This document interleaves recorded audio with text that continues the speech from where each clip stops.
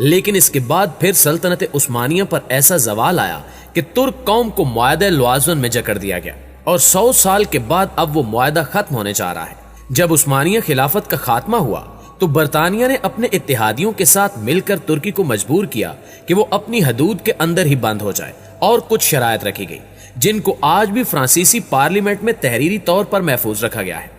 یہ معاہدہ جن شرائط پر ہوا وہ شرائط یہ ہے: خلافت عثمانیہ ختم کر دی جائے گی۔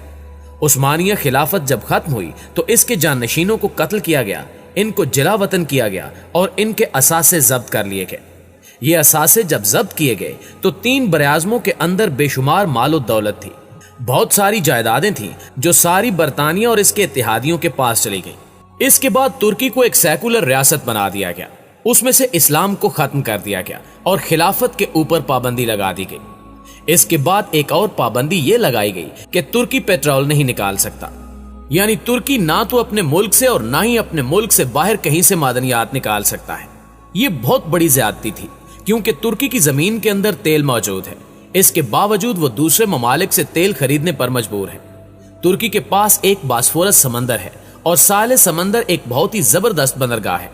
اس کو بین الاقوامی قرار دیا گیا ہے، یعنی کوئی بھی یہاں سے اپنی مرضی سے آ جا سکتا ہے اور ترکی کسی سے بھی ٹیکس نہیں لے سکتا۔ دوستو، یہ بہت بڑی پابندی تھی جو ترکی پر لگا دی گئی۔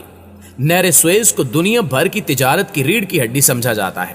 اسی طرح باسفورس تجارت کے حوالے سے دوسری سب سے اہم جگہ ہے اور آنے والے وقت میں یہ پہلے نمبر پر آ جائے گی۔ اگر آپ نے کبھی عمرہ یا حج کیا ہو تو آپ ترکوں کو وہاں پر عمرہ یا حج پر آتے ہوئے دیکھیں تو ان کے ہاتھ میں ایک نقشہ ہوتا ہے، کیونکہ انہوں نے بہت عرصے تک حجاز مقدس کا کنٹرول اپنے پاس رکھا،